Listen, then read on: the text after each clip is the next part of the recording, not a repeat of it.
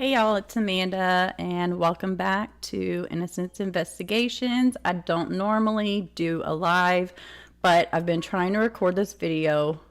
I've recorded it 3 times actually.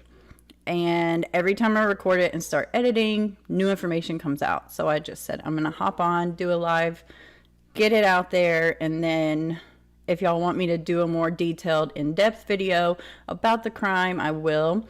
But today we're going to be talking about the Idaho 4 murders. Most people are very familiar with this case so far. And the probable cause affidavit came out a few days ago. And when I read it, I was a little bit concerned.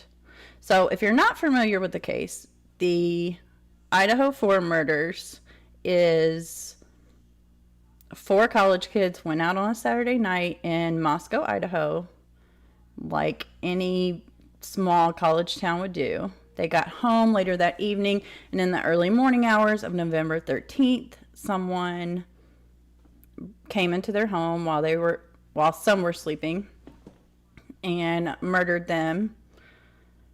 And for about a month, there had not been an arrest in the case, and everyone was kind of wondering, like, why is there no suspect? And then out of the blue comes Bryan Kohberger, a 28-year-old PhD student that lived in Pullman, Washington, which is just across the border from Idaho. So instead of going through the whole probable cause affidavit, because it's like 20 pages long, I just wanted to go over the main evidence that they have put out in this case. And before I start, let me say, these are my opinions, and I'm basically just explaining to you reasons the defense could use to explain away this evidence. I've seen a lot of people online talking about, oh, that evidence is, through the roof, like he's done for. And I mean, it's the probable cause affidavit. The only thing the probable cause affidavit has to do is give you enough reason to arrest someone. Do they have additional information? Absolutely. 100%. But we don't have anything as fact outside of the probable cause affidavit. So while it is weak evidence, I like to view all cases from, I guess, a defense point of view, because everyone has a presumption of innocence. No matter what, no matter how much evidence or how little evidence they have against you. So I think it's only fair that we look at cases from the defense side until trial, when the state can actually present additional evidence. And then if my mind is changed in trial, then okay, I'll side with guilty or innocent. But as of right now, it's too early to say either way. But since I look at all cases from this perspective, I'm just going to go through the few pieces of evidence. And let me see. Sorry, I've never done a live before, so this is like brand new to me. Hi everyone in the chat. Let me see. Here we go. Okay. So the first piece of evidence they have is cell phone data pings. Number one, everyone knows what a ping is. I'm glad you're here too, Michael. Thank you. The one thing that cell phone data is kind of used in a tricky way, because the prosecution can basically present it to the jury in any way they want to. They can present it to the jury as, hey, his cell phone pinged at the murder scene, which is what they did in this affidavit. His cell phone pinged 12 times at the location of the murder prior to the actual murders happening. But through my extensive research and all of that, cell phone pings are not reliable for an exact location. Cell phone pings can tell you what tower you're pinging off of and whether you're traveling towards or against, not against, towards or away from the tower, sorry. But it can't tell you at exact location. It can't tell you that Bryan Kohberger was at 1122 King Street at this exact moment. But unless the defense hires an expert to explain to the jury that that's not how cell phone pings work, generally they do use cell phone pings as mapped locations during trial. So the fact that they're saying, oh, well, his phone pinged 12 times at the house, so he must have been stalking them. Well, not necessarily. That's why I have this map here. As you can see, the yellow circle is where the house is located. The blue dot in the upper right-hand corner is the only AT&T tower in Moscow. And there's only 3 towers in Moscow. The other 2 are very far from this location. So if you're at this house, you're going to ping off of this tower. But also, if you're at any of these businesses surrounding this house, which there's a lot, you're also going to ping off the same tower. So for them to take that and say, oh, well, he was at the house stalking them. Unless they do triangulation, that's different. Triangulation can guesstimate what your approximate location is, but that takes a lot of time to do, and the affidavit clearly states they use cell phone pings to track his location. Another issue with this is that the radius of the cell phone towers is 45 miles. So he could literally have been 20 miles from the house and pinged off that tower, and they could say, oh, well, he was pinging off the tower closest to their house, so he's guilty. That's not how it goes. Also, with AT&T, which is who he has,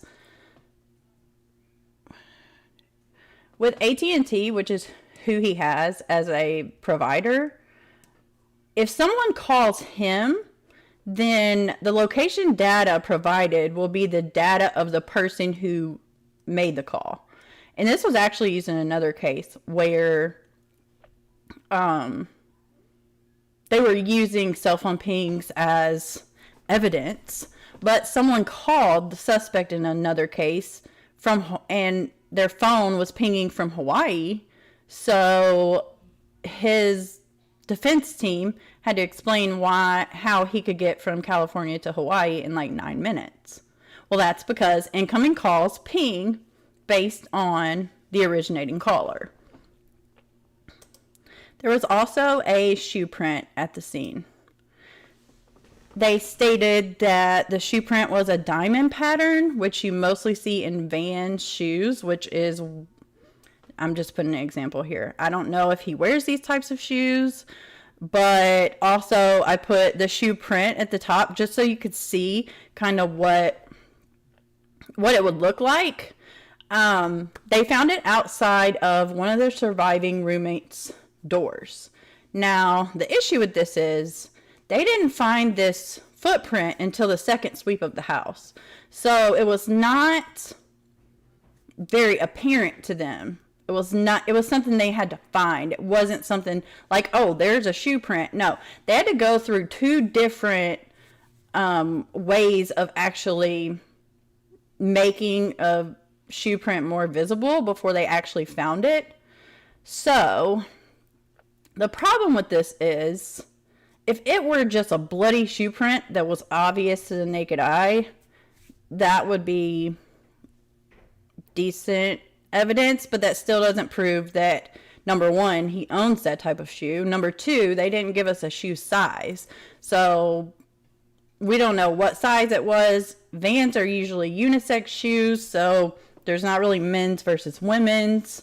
We don't know if anybody in the house owned these shoes, because before the 2 surviving roommates called 911 the morning of the murders, they actually called their friends first. So there was people who arrived at the crime scene prior to the police arriving, and no one knows where they walked.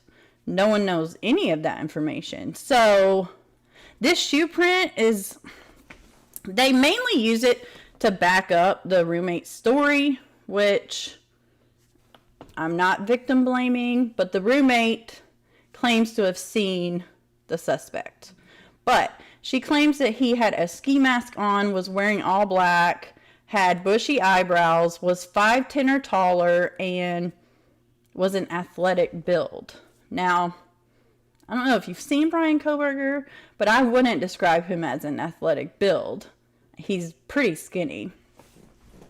Also, most men are 5'10" or above, and most men have bushy eyebrows. I'm not saying all, but a majority do.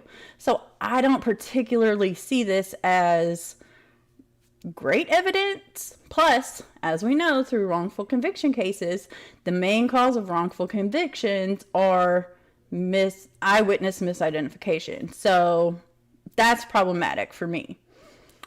So let's get to the only DNA that was found that we know of. This is the type of knife that they suspect was used during the commission of this crime. It was said that Bryan's DNA was found on the button of the sheath. I have one shown how the knife goes in and one shown with the button open. Now, the issue I have with this is, number one, his DNA was only on the button. I would think if you handled it, it would be all over it. Now, are they keeping that information from us? I don't know. They could be. But from what we have in the affidavit, it was a K-bar U.S. Marine Corps issued knife. Now, the DNA on the button is problematic also if it's touch DNA. Touch DNA can get there in a million ways, and there's a million ways you can dispute the way this evidence got here. So, number one, before we can dispute it at all, the state, since they don't have the murder weapon, they're going to have to prove that not only did this type of knife cause the wounds to the victims, but this type of knife is also the type of knife that fits in the sheath. And then they have to prove that Bryan either had access to purchase one of these knives, had been seen with this knife in the past. There's a lot of buildup. If they don't find the actual murder weapon, they have a few obstacles towards convincing the jury that this is the knife, we haven't found it, but his DNA was on the button, which that makes me curious as to why his DNA is not on any other part of it. But the affidavit also let us know that he had applied at the Pullman, Washington Police Department that summer that he was in school there. So they had his fingerprints on file. The fact that they didn't mention fingerprints has me a little concerned, because if his fingerprints are nowhere at that house and his DNA is only on the button of that sheath, they're going to have a hard time trying to overcome that in trial. Because the defense can say, oh, well, Bryan has been at the house at a party before and touched the sheath. Or Bryan used to have one of those, but someone stole it out of his car. Bryan sold it to someone. I mean, touch DNA can remain there even after someone else handles it. So it's really not the smoking gun that a lot of people think it is. But the state has the burden of proof. They have to prove that that's the knife used. They have to prove Bryan had access to that knife. They have to prove all of that. Now, there's a lot of controversy around Bryan driving around Moscow before the murders. And I'm talking, they went back to June, and this happened in November. They took his phone records all the way back to June, and they got video from some of the traffic cameras showing him driving around Moscow, which, number one, it's not illegal to drive around a town, especially a town that close to where you live. Number two, it's not illegal to drive around town at night, because unless they have video evidence of him actually sitting outside of the house or passing the house multiple times at certain times of the night, that would be different. But the times they claim that Bryan was stalking the victims, he is pinging off that tower for 5 to 7 minutes. Their house is a 15-minute drive from where he lives. I have a hard time believing you're going to drive 15 minutes and stalk someone for 5 to 7 minutes. That's just my opinion. So unless they have video from traffic cameras, ring cameras, things like that, that match every single one of those pings that they claim were him stalking the victims, that's going to be problematic as well. Sorry, I'm trying to keep up with the chat, but so that's pretty much all the evidence we were given. They gave us cell phone pings, they gave us a shoe print, and they gave us DNA on one part of the sheath that allegedly held the murder weapon. And they've been pretty tight-lipped about everything else. So, it's a probable cause affidavit. It's enough to arrest him. Yeah. And let me say, this probable cause affidavit was 20 pages long. I've seen a million of them. They're usually 2 to 3 pages long. So that makes me question, either they have a lot of evidence and they're just putting this evidence out there to get the rest, or they pretty much put everything on the table and are hoping that people come forward with more evidence that would help their case. Because there are some suspicious things surrounding this investigation. Sorry, I'm reading your chats. There's some suspicious things. So, at 4 a.m., one of the roommates got a DoorDash order. At 4:04 a.m., Bryan's car is seen near the neighborhood, but the individual who committed this crime allegedly had enough time. So let's play devil's advocate and say that he was the one who did it. So between 4:04 and 4:20, they have his car on another camera at 4:20. So at 4:04, when he was driving near the neighborhood, which doesn't mean that he was driving to the house, he's caught on camera. So that gives him less than 16 minutes to park his car, get into the house, murder 4 people, get out of the house, and be back on the camera by 4:20. That's a very, very tight timeline. It just is, no matter who you are. Very tight. So, I don't know. I would need to see more evidence, and I would need, it said that they had a ring camera from 1112 King Street, which is a house like adjacent, but all it said was that you can see his car drive down the road, and then he turns around in the middle of the road and drives back the other way. But, this camera didn't show him parking at the house. It's just, it's very, very, it's just, I don't know. I think it's weak evidence, in my opinion. But that's all they have to prove to get an arrest is weak evidence. So another issue I have with this investigation is they had been in and out of this house for almost 2 months at this point, collecting evidence. They were there almost every day. All these things, but there wasn't a suspect. Then they decided to do a press conference one day. They said, okay, we've made an arrest. It was a 28-year-old PhD student that lived in Pullman, Washington. Now, I have spoken to some people that do live in Pullman, Washington, and do attend the same school, and they have confirmed that most of the people who live there actually travel to Moscow for restaurants. They shop over there. Moscow, being a college town, has a lot of different spots than Pullman does, so it's not out of the ordinary for him to be in this town. But the issue I have is the day they arrested him, the police department sent in a cleaning crew, Now, to clean the crime scene, and they said that they said it was still going to remain an active crime scene after it was cleaned, which, no, that doesn't make sense. Like, are you going to clean it, or is it going to be a crime scene? I mean, they were still going to have an around-the-clock officer there. It's going to remain a crime scene.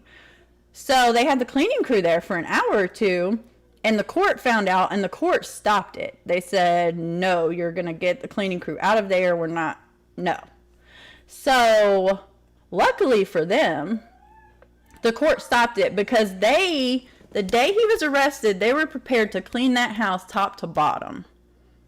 And that's an issue because it's like we've sat here for so long, and, you know, you pulled the suspect basically out of thin air. From what we know now. I could be proven wrong. But from what we know now, he didn't know the victims. He may have. We don't have that information. So I'm not going to speculate that he knew them until it's confirmed. But they had someone arrest him in Pennsylvania, and within hours, the cleaning crew was at the house. That is very suspicious to me. That tells me there's something in the house they don't want the defense to be able to see. Luckily, the court stopped it, and Bryan actually has a really good public defender. Now, usually public defenders scare me because almost all of the cases I've done on this channel were public defender cases, and they have such a high caseload that they cannot give every case. They just can't give it the time it needs. But I did find out that his public defender, she's a chief public defender actually. She has 25 years of experience. She was a private practice attorney prior to joining the public defender's office. And she actually was able to overturn a murder conviction, which a lot of attorneys try to do that their whole career and are never able to. But this woman did. So he has effective counsel, and this is probably the first time I've ever seen a public defender hire a crime scene. It's a crime scene reconstructionist. So they've been in that house reconstructing the entire crime scene so that they can figure out what the defense is going to be, figure out what happened that night. And honestly, I'm impressed because most public defenders don't go to those links. Let me see. Michael, you need a drawing of what?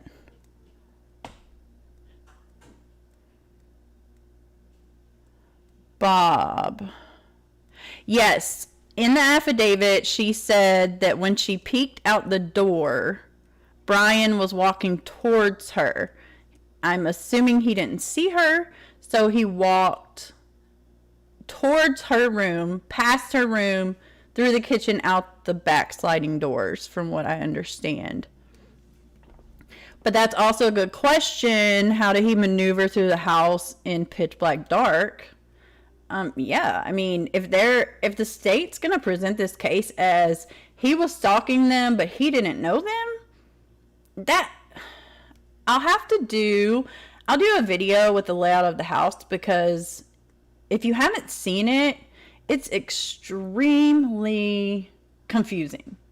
So whoever did this in less than 20 minutes, whoever did this in 15 minutes or less, knew the layout of the house, obviously. And Bryan was from Pennsylvania. He had only moved to Pullman, Washington back in August. And they said the day before his PhD classes started there was the first day that he stalked them. So I have a hard time believing that he would know the entire layout of the house, being new to town as he was. Let me see. Oh, Michael. Yeah, she said she was peeking out of her bedroom door and he was walking like through the living room towards her room into the kitchen, out the back sliding door. I think I will post the video that I have. I have a video where I'm reading the affidavit, but and that part where it's explaining how they found everyone and what rooms and all of that, I'll go through and edit that video and post it so you can see, because it's confusing unless you actually see it. Let me see. I agree, Bob. Bryan is too smart to drive his own car and leave a sheath at the crime scene. I mean, I just don't buy a PhD student in criminology. I'm not 100% convinced. I'm personally getting my master's in forensic psychology right now, and I mean, even I know not to do that. So I just don't know. Michael, I wonder if the loop on his belt broke when a victim struggled and ripped it off. See, this is the problem I have with the murder weapon. That type of knife, which, let me bring it back up. That type of knife, you can't just put it in your pocket. You just can't. It has a sheath for a reason. So if he forgot the sheath, he would still have to be carrying it in his hand. I would think if he was carrying this huge, I mean, it's not a small knife. If he was carrying this big bloody knife through the house, it would occur to him at some point that, oh, I need to get the sheath that it goes in and get out of here. I mean, he had to have walked out of that house with the knife in his hand. There's no other way.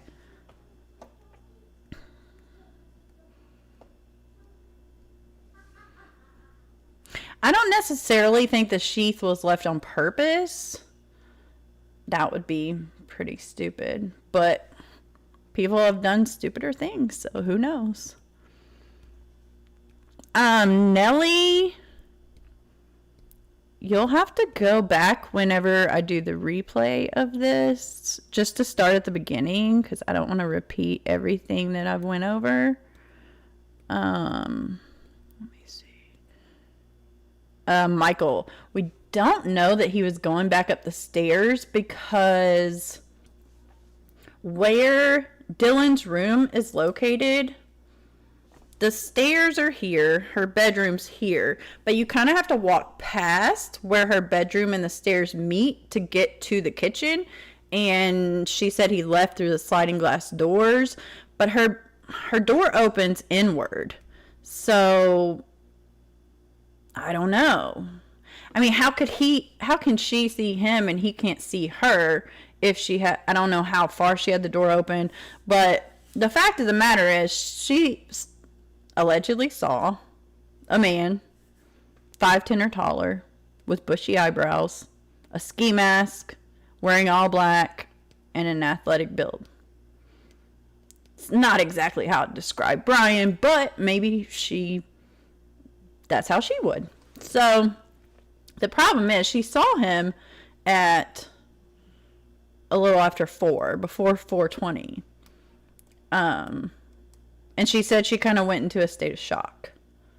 But I'm guessing at some point she went back to sleep.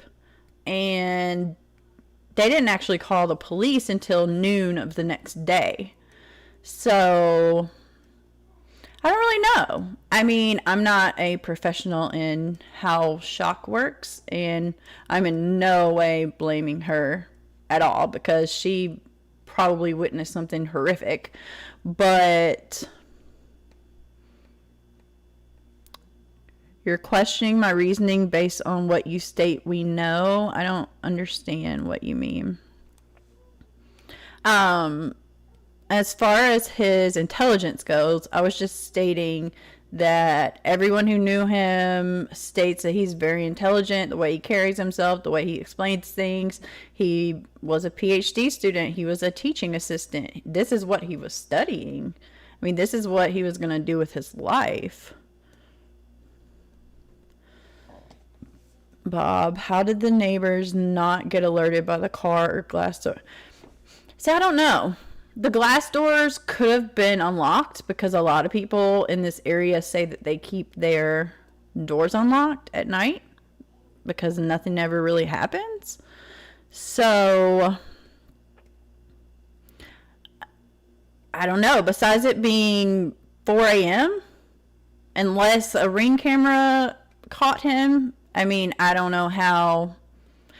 Now, there is supposedly, I don't know if this is a rumor, that's why I don't like to put out anything unless it's confirmed, but there's allegedly a video out that you can hear a dog barking, which is Kaylee's dog who was upstairs.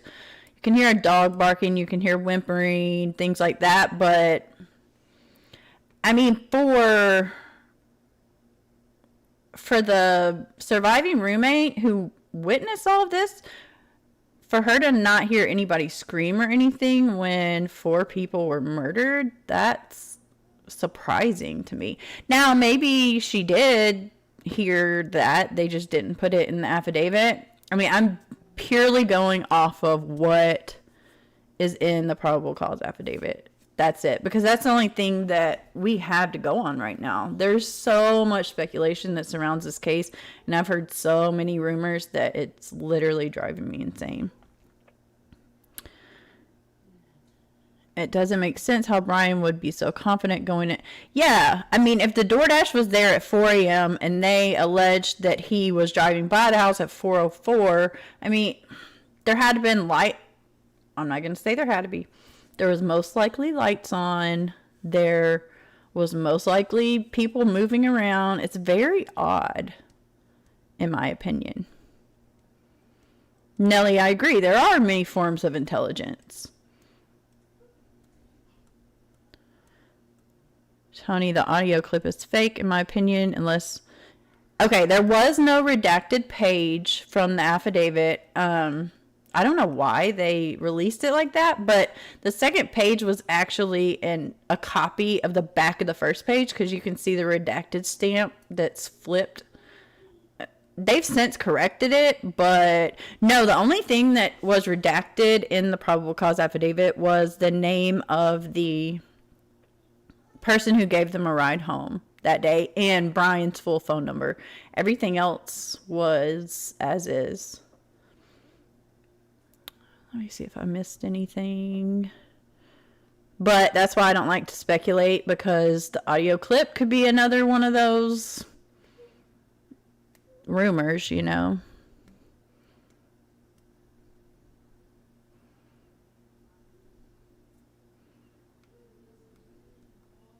Yeah, I agree. Someone could have easily made it. So until the investigators confirm it, I'm purely basing my opinion at this point in time on what we know from the probable cause affidavit. I agree, Cassie. Once the 911 call comes out, I'm interested to hear it, because there are a lot of rumors surrounding that one as well. And I'm interested to hear, you know, who called, because we know it was someone who called from inside the house, is how investigators have worded it, but we don't necessarily know who.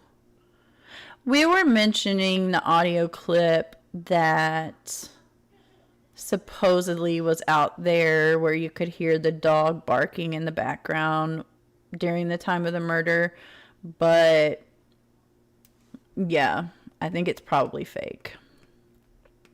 I haven't actually listened to it, Tony, so I appreciate you letting me know that, because we could literally sit here and talk about all the rumors for hours and hours. But my whole point in doing this video is to say, yes, the probable cause affidavit is only the information they need to arrest him. We are aware of that. But you want to know about the fainting and who found them and what? Yeah. I don't know who fainted.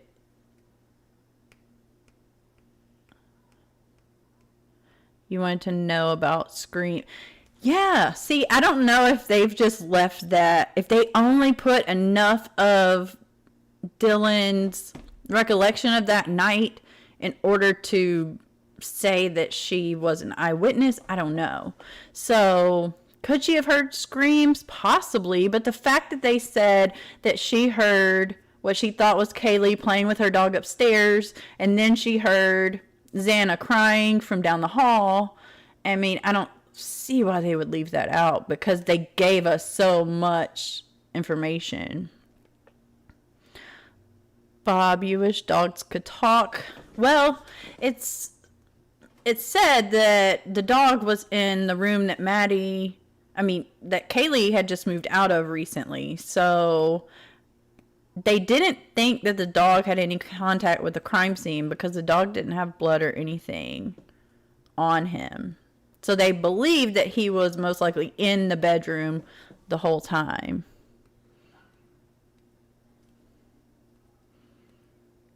Oh, that's good to know, Tony. I'll have to find it and try to listen, but I try not to get caught up in the speculation because it's so much. But my whole point in making this, back to what I was saying, is that we all have the presumption of innocence. Even if you think he most likely did this, even if you think he probably did this, we don't have enough information at this point to say, oh yeah, he's guilty, or oh no, he's not. But I'm always going to lean with the defense, because this case is a perfect example of being tried by the court of public opinion. I mean, imagine if more evidence comes out and he's acquitted of this crime. His life is ruined because of the things people on social media are saying. His family's life will never be the same.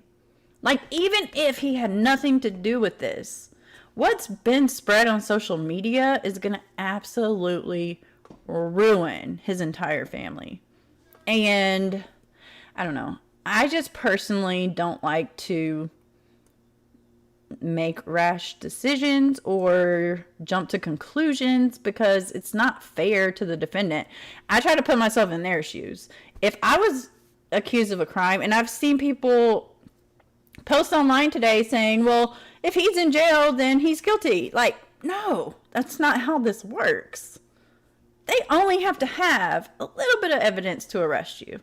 A probable cause is more likely than not. Well, if we are using the evidence presented in the way they presented it, not knowing that the way they presented it is not 100% the way that, like, the cell phone pings work. I mean, going from more likely than not to beyond reasonable doubt is huge. So it's easy to get arrested. It's not easy to be convicted. But what I worry about is this is a very small town Idaho. Now, there's been other small town cases that have been high profile like this. Like right now I'm working on the Jessica Chambers case video for y'all. But it's been taking me a long time because that defendant had 2 trials so far. And a lot of people I've seen have said, well, the FBI is involved in this case. The FBI wouldn't arrest someone if, there wasn't enough evidence. But the thing is, with the Jessica Chambers case, it was a very small town, Mississippi. They didn't have anyone arrested. The public was outraged. And finally, they just arrest this guy out of nowhere. It's very similar to this case. And the FBI was involved, the DEA was involved, the TBI was involved, the sheriff's offices from all over the state were involved, and that's ended in 2 mistrials because they literally have no solid evidence against this man. So the FBI being involved is not at all... That does not make me believe that they have more evidence. Let me see. Cassie, yeah, I agree. We don't know if he said anything to her, but I also feel like I would have checked too if I heard my roommate crying, but I've never been in that situation. I don't know what I would do. She said she froze out of fear.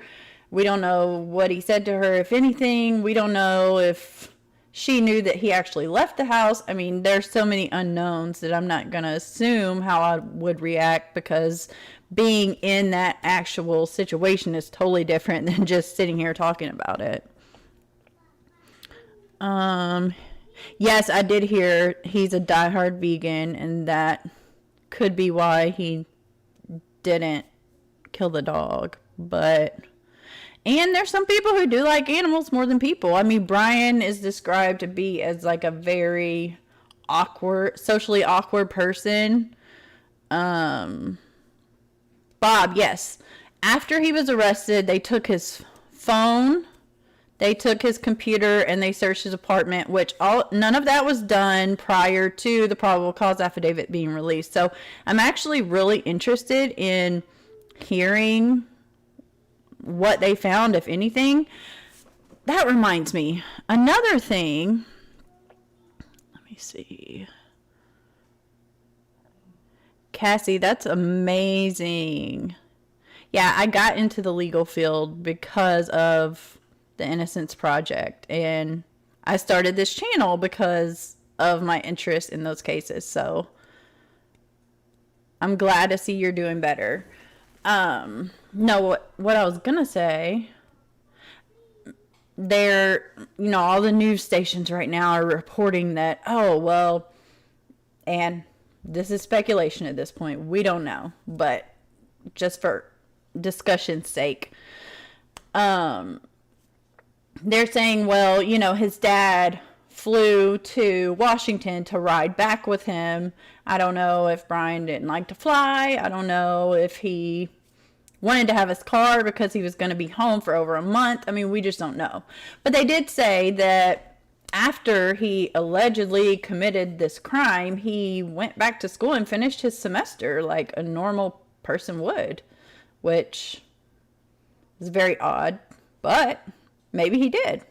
I mean, some people can shut it off that way. But what I was going to say is they're saying that his dad drove all the way from Washington to Pennsylvania with him. And then once he got to Pennsylvania, he was deep cleaning his car inside and out, all this other information. And I'm like, if he did this, why would he let his dad ride in the car for 3 days before he cleaned it? Like, why would he not deep clean it before? And they were saying something about him having gloves on when he cleaned it. I just don't find that odd. I mean, a lot of people clean with gloves on. Some people are very weird about that. And if he was so super vegan to where he didn't even want pots and pans that had touched meat, he could have been weird about other things too. So that just doesn't really make sense to me, that he would let his dad ride in the car with him for 3 days and then turn around and deep clean it when he got home. Yes, Cassie.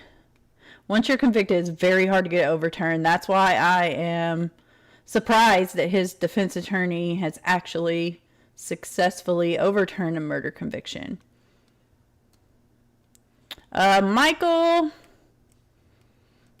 if there's additional DNA, like if there's DNA of the victims in his car, if there's DNA of the victims in his apartment, that would change things completely. But if the only DNA in this scene that the coroner said was the bloodiest scene she's seen in 20 years was on the button of a sheath, his defense attorneys are going to be able to argue that no problem.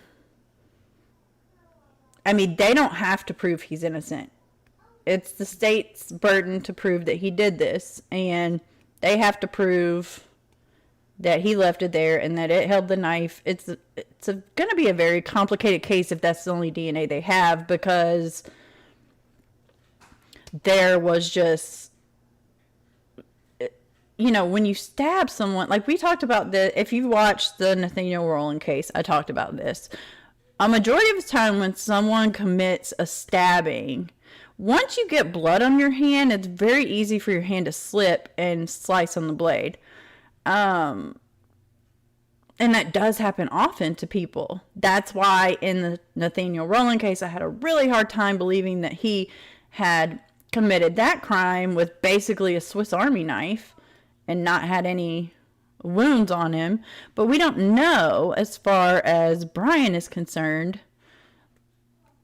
So it's really hard to say. Now, if if his DNA is mixed in with the victim's blood somewhere in the crime scene, yeah, that's going to be hard to overcome.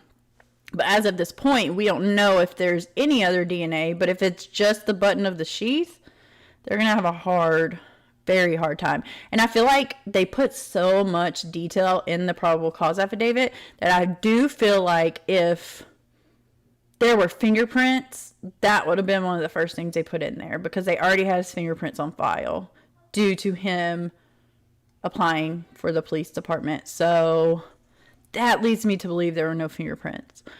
I wonder when Dad purchased the airplane ticket. The road trip that they planned was said to be planned before the semester even started. So that would have been back in the summer. I don't know when the airplane ticket was purchased, but from what I've heard, it was previously planned. Cassie, right. You would try to act normal and do everything the same. It's just crazy to me that, you know, if he did do this, he was hiding in plain sight for almost 2 months, and they didn't catch on until he was already driving with his dad to Pennsylvania. So it really makes me question whether they felt the pressure from the public to make an arrest, or whether they really have hard evidence that he did this. Made of rubber, yes. They can frame you, and that's why I find the cleaning of the crime scene the day he was arrested so suspicious. I mean, it happens. We don't like to think that it happens, but it happens, and until we see further information, I mean, I have a hard time believing they would clean the crime scene and then still consider it a crime scene, an active crime scene. Green newbie, sorry. No, I'm just discussing it. Tony, I have heard that he was more talkative after the murders and that he seemed happier, but that when they discussed the murders in class, he kind of got quiet. I don't know. I mean, it's really hard to pinpoint what's normal and what's abnormal when so many people describe him as being an abnormal person. Let me see. No, they have not released the camera footage of him at Albertsons, but I also was very surprised that in the affidavit they said that he bought unknown items. I know they know what he bought, but I'm curious to what he bought, because if he was buying bandages for his hand, that would be good evidence.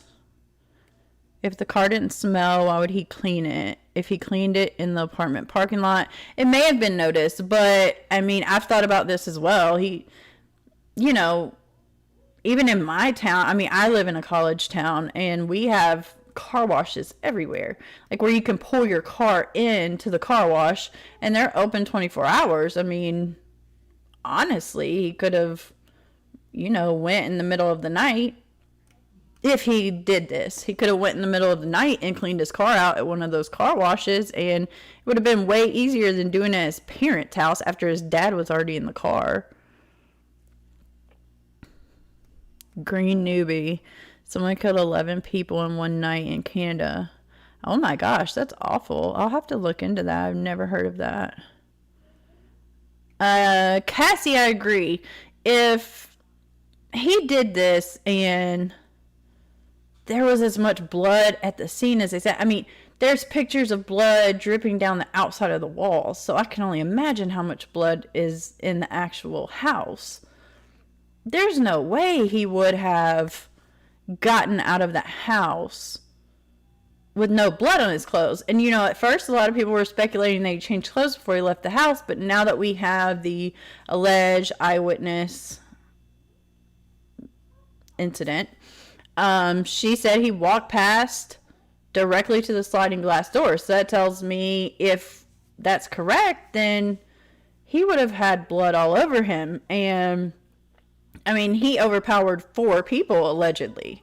So there's no way he wouldn't have had blood either on the back of his shirt, because sometimes when they do the stabbing motion, like the cast off actually splatters on the back of their shirt. It would have been somewhere. There's no way he could have done that so gracefully. But the way they talk is that there are cameras at houses near the crime scene. So if a camera caught his car, how would they not catch him changing clothes outside if that's what happened? I mean, it's just all very weird. And another thing that kind of struck me as odd is, you know, back to the sheath. Like, I think it would have been obvious that he didn't have the sheath if he had to carry the weapon out of the house in his hand. But also, the surviving roommate didn't say that he was carrying a weapon, and that's a big knife. So I would imagine if he was carrying it, that would have been part of the description. Now, could it have been and they just didn't include it? Possibly. But I would think that would be remembered. Michael, he may have had a tarp on the seat, possibly. I mean, they've kept this information so close to the chest that it's really hard to say one way or another, because all we have is what's in that affidavit. People make stuff up to get attention. Yeah, I also don't like the lady on the news who was saying she was in jail over, what was it, New Year's Day, and he was screaming all these obscene things and exposing himself. And it's like, people just want attention because they don't.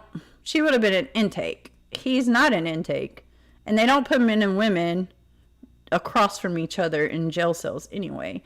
It's just crazy, all the stuff that people have said. And you know, he might not have been acting weird. He might have been acting like himself, but a lot of times when things like this happen and a suspect is named, people will try to think back, like, okay, was anything different after this date? And sometimes unintentionally, when you can't remember things, your mind will try to fill the blanks in. So was he more talkative? I don't know.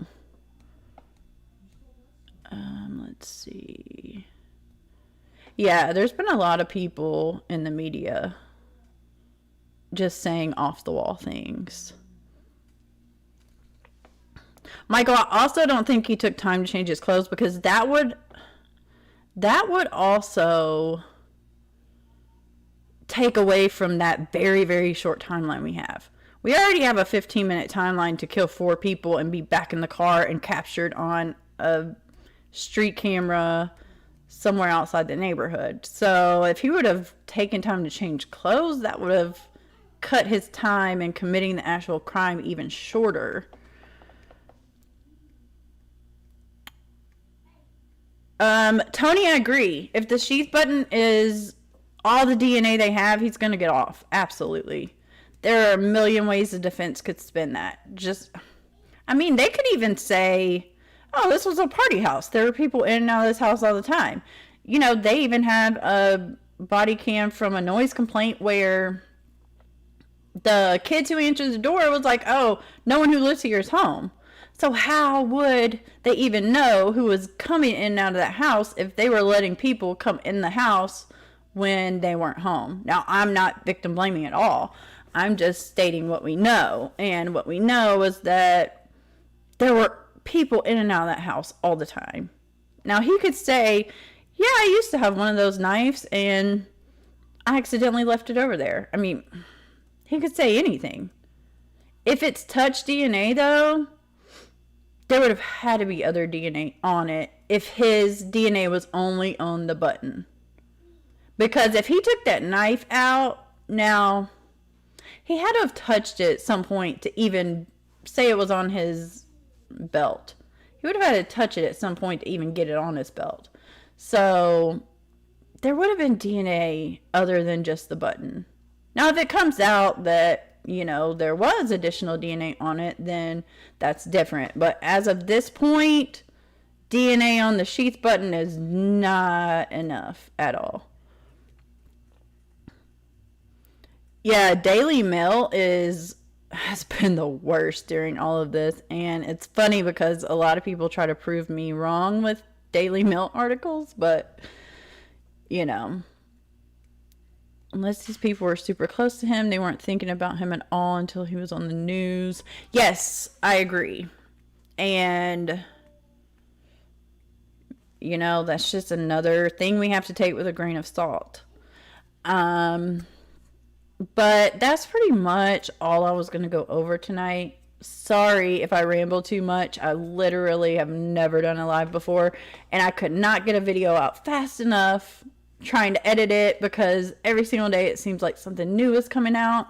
So I just decided to jump on here and do this live. So if y'all like doing it this way, let me know and I'll start doing more of these. If not, I'll go back to my regular way that I release my videos. But I am probably gonna do lives for this case. Michael, I have to disagree about Daily Mail being spot on. They have posted a lot of rumors, especially in this case. What do you think about him being back the next month? Okay, so Cassie asked about him allegedly being back at the scene of the crime the day after the murders. That goes back to the cell tower information that we went over before. I mean, if you look at this map, he could have been between the house and that cell tower. He could have been anywhere in that area, and he would have pinged the same cell tower that covers the house. So by them using the cell phone pings as evidence when we know that it cannot map a certain location, like they literally stated in the affidavit, his phone pinged at 1122 King Road the day after the murders. No, it didn't. It pinged off the same tower, yes, probably, because there's all these restaurants at the top of the map. He could have been at any of those restaurants, but they're going to say he was at the scene of the crime. Now, if they, have video from that house that they said across the street had a Ring camera of him driving by the house at 9 a.m., then I would take that more as fact than just, they're using the cell phone pings as gospel, and it's not. Now, if they took his phone and did triangulation, they could better estimate where he was as opposed to pings, but they didn't get his cell phone until after he was arrested. So they couldn't have done triangulation just with records alone, because AT&T is very, very strict. I did a whole lot of research on AT&T, how their cell towers work, how they get data, and the problem with that is that AT&T only pings your phone an average of 3 times a day, but it stated that you needed at least 12 pings in order to be able to get more of a better idea of a location of a phone. So that would take 4 days to get a location. But they're saying, oh, well, he was at the house, and then he was back at his apartment, and then he was back at the house. And that's just, I think it's ridiculous, but I have high hopes that this defense attorney knows this information and is going to bring in an expert to pretty much get all of that thrown out, because that's what happened in the Jessica Chambers case. Y'all see when I go through that case that the FBI actually came in and they stated, yes, we did triangulation on the suspect's phone and it was traveling with the victim's phone. But I researched this case for years, and I found out that there was only one cell tower in the whole entire town. So no matter where you were in that town, your phone was going to be in the same general location. But when he used triangulation to try and get a more accurate location map, he said, well, the triangulation showed that the location of the suspect was actually shifted about a half mile left, but we know that they were at a certain point at a certain night, so we shifted all of the points a half mile to the right. You can't do that. Another thing I forgot to point out, and I'm glad we got onto this topic, is that the affidavit literally said, they spend like 3 pages going through, his phone pinged at this location, this, and some of them they say they do have video for, so those I find more reliable. But then they say, after he goes to all these stores that day and all that, they say his phone pings in Moscow on the 14th, so that would be the day after the bodies were discovered. However, we do not believe that Bryan Kohberger was in Moscow on the 14th. So it's like, you just spent 3 pages proving your case with cell phone pings, but now, since you don't think he was in the area on the 14th, you're saying you're not using that because you don't think he was actually there? Like, either you use them as evidence or you don't. You can't have it both ways, which it's really frustrating to me. Let me see if I missed any questions. Yeah, Tony, the digital evidence is proof his phone was somewhere. It can prove that he was in a 45-mile radius of that cell tower, but nothing more than that. It can prove he was traveling towards or away from the cell tower, but he could have been 20 miles away pinging off that tower. Cassie, yes, we do need more info. I feel like this is going to be a very exciting trial because he has a hell of a defense attorney. And even if they do have more evidence, it's going to be interesting to see how this plays out. Bob, how do you even defend what happened? I mean, at the end of the day, right now there's no smoking gun. There's no evidence that he committed this crime. There's evidence that he drove around the same town they lived in. There's evidence that he went there regularly to shop. There's evidence that he, as far as we know, didn't know them. So, I mean, driving around, even if he was in their neighborhood, that's not illegal. I mean, I live in a college town. Sometimes I get turned around. And I'll go into a neighborhood and turn around. And I would hate to one day be arrested and say, oh, well, you turned around this neighborhood. So you must have committed this crime. So basically, we don't have enough evidence to say, yeah, he did it, or no, he didn't do it. But I'm always going to lean towards giving the defendant the presumption of innocence, because if any of us were in this situation, we would want that. And I think it's important.